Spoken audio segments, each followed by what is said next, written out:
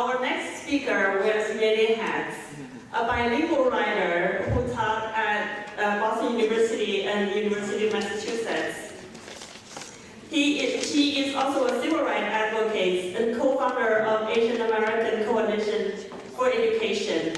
She has appeared on NPR, Boston Globe, and other media to advocate for the equal rights of Asian Americans, including live streams panel discussion hosted by WGBH just a few days ago. Please welcome Swan Lee.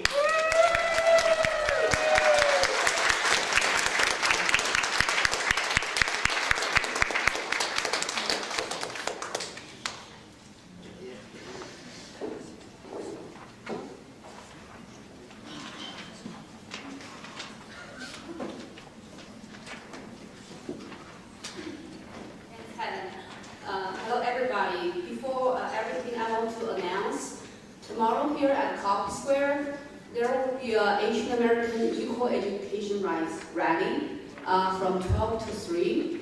We're going to show our support for the SFFA versus Harvard case, which has been described by some mainstream media as the landmark case on affirmative action. So this might be the start of the end of affirmative action.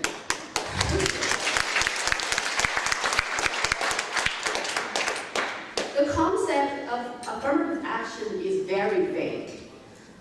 It has been used to push a lot of very problematic, endangering bills, especially to Asian Americans, such as the well-known so-called Asian desegregation bills.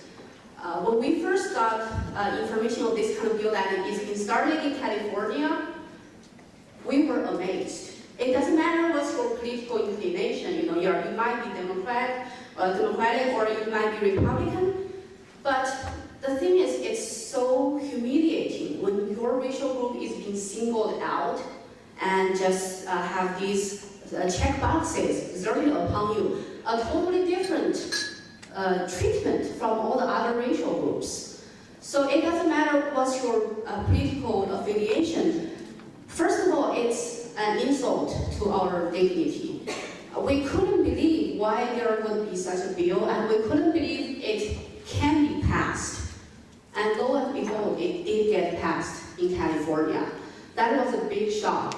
And it swept down a few more states, such as Rhode Island, I think Washington State, and Minnesota. It seems it's unstoppable.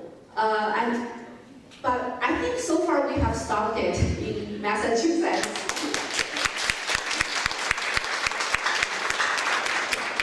I think a few factors that contribute to our success in stopping this bill, H 3361, proposed by the Quincy State Representative Patty Chen, are quite a few. First of all, we have very strong grassroots organizing in opposing this bill.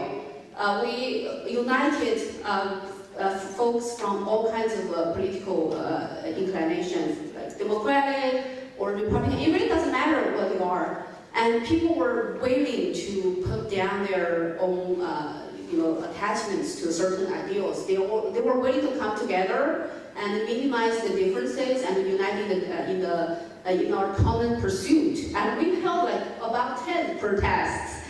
And we were able to get NPR to cover us. We were able to get Boston Globe to cover us, and they sent a very scary message to the special interest groups that were trying to push us. They were scared that our voice was being heard. So, and we also did a lot of lobbying to our state representatives, and they talked to Patty Chen. They expressed our concerns. First of all, in his bill, there is no description of for what purpose this is for. This is just collecting your ancestral origin data. It doesn't matter for what purpose. That means it's a free pass to be used for any kind of purpose. And that's very endangering. So they expressed our concerns to Patty, and he had to put his so-called excuses down on paper, and that is a first step in our winning. Because when he just talks about it to his colleagues in the State House, it's very hard for us to pin his words down. That makes him invincible, because we cannot oppose the air. The air will be invisible. But after he puts it down that we have ideas that we can target and disassemble. We can put down his excuses. So we did it. We look at his excuses and we see these are all very ridiculous and highly racist and just nothing less than racial profiling. He will try to treat people from different ancestry, with ancestry from different countries in Asia differently. In the end, it's really for affirmative action. I mean, some might not think so, but affirmative action can be used as an excuse to do any kind of thing you want.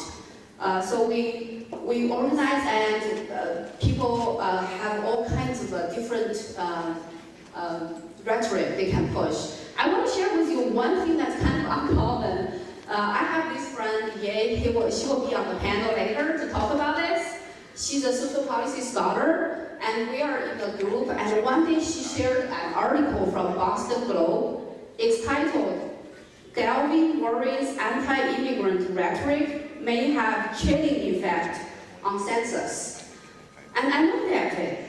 So our state secretary, William Galvin, is saying he's worried the anti-immigrant atmosphere might have a dampening effect on the census 2020, that immigrants might be scared to put their race or their ancestral origin on the census form.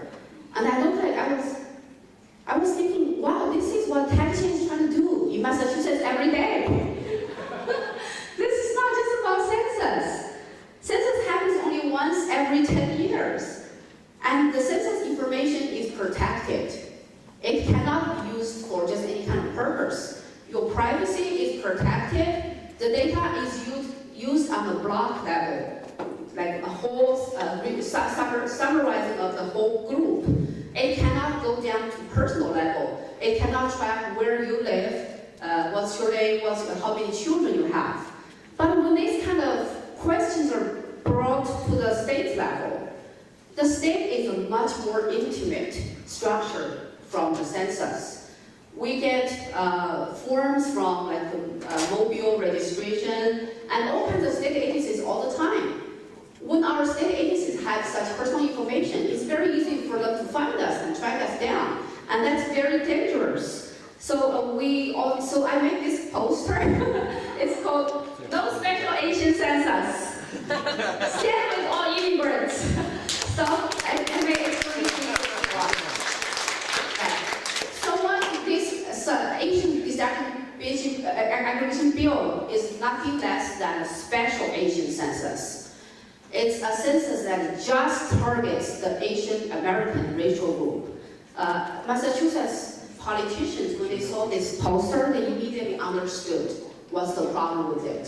This is no less than Nazi Germany targeting Jewish citizens. So we managed to convince some legislators to see things our way, and they saw the perils of this kind of bill. So we basically changed the atmosphere to some extent in the state house. The bill is no longer the glorious, just helping everybody, we'll give you everything, we'll try to prevent all kinds of disease, like it's a cure-all panacea bill. It's no longer that. Now we see this is a racial profiling, ethnic profiling endangered bill that really just targets immigrants from Asia.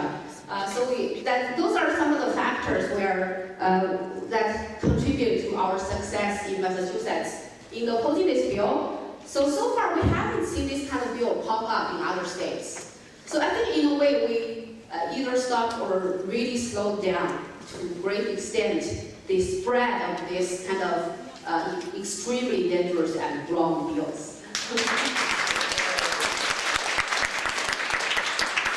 This kind of ancestral origin data collection is dangerous because as first-generation immigrants, we might not worry so much because our documents are already with the custom control, with the immigration agencies. But for your children, there's no such data. They don't know your children's ethnicity or ancestral origin unless you put it down on state forms that can be abused. And we need to really watch out for that because history has taught us Japanese Americans were sent to internment camps because census gave American government the data to track them down and send them to internment camps just because there was a war going on between the two countries. Especially when countries with very unpredictable tensions with America, such as Iran and Afghanistan and China, we really need to be extra careful because this data can really change our lives in a bad way overnight. You can never predict it. Nobody can foresee the future. Nobody can protect you except yourself. I would like to invite my friends Wilson and Esther. Their ancestors have been here since the 19th century, and they were coolies working on the Transcontinental Railroad. And they were like one of the oldest Chinese families in America. But when Chinese Americans made a lot of contribution to America's economic development. They really contributed to the building of this continental road, Transcontinental Railroad, that helped America expand to the West, and that really contributed a lot to the economic development and social development. But as soon as the railroad was finished, very soon after that, the Chinese Exclusion Act started from 1880 to 1943, almost 100 years. That is a significant factor why Asian American, even though it's about a quarter of the globe's population, is a tiny racial group in America, only about 6%. The reason is because of bills like Chinese Exclusion Act. It seriously limited the immigration from Asia and took a lot of precious opportunities, economic and political everything from this racial group, and emaciated us to a very small size. But instead of making corrections and making recognition for this kind of historical injustice, right now the special interest groups are using our small racial group size against us. They are trying to push a new Marxist, collectivist, proportional representation scheme. They are trying to use our group size against us, trying to do us injustice, and that's totally wrong. So let's learn from the history. Let's invite Wilson to show us a video he made about the history of building a railroad.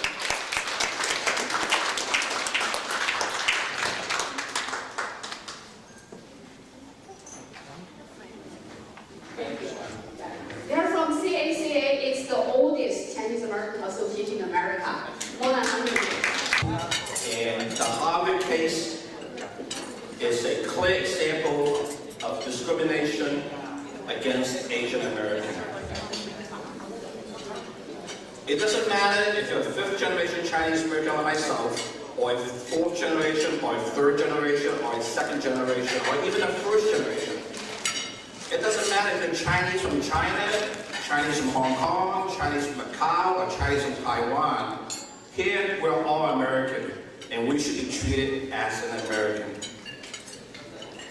So that is why we have this float in the parade to bring awareness to the contribution of the 14,000 Chinese railroad workers who helped build the railroad. If it was not for these 14,000 Chinese, I would think that the railroad would take a lot longer. It might not have been completed on time. And that's also why we're working to recognize the Chinese American worker veterans who fought bravely for our country. So stories like that need to be told. But we cannot just share it here among ourselves. That story needs to be shared with the American people. They have to know about our contribution. So 55 years ago, Dr. King said in the national law, and he shared with us his dream, that his 4 little children would not be judged by the color of their skin, but by the content of their character. My dream and our dream is that our children and our children's children would not be denied admission to Harvard or other schools of higher learning because of the color of their skin. Harvard and all these universities should welcome our children in based on merit, based on academic achievement, based on their talent, and yes, based on their character and their great personality. Because I know that all our kids have great personalities. So tomorrow at the rally, the great people of Boston, the people of our nation will hear your voices. I feel your pain, and I share your anger, and I hear your voices. On Monday, in federal court, Harvard University will hear all our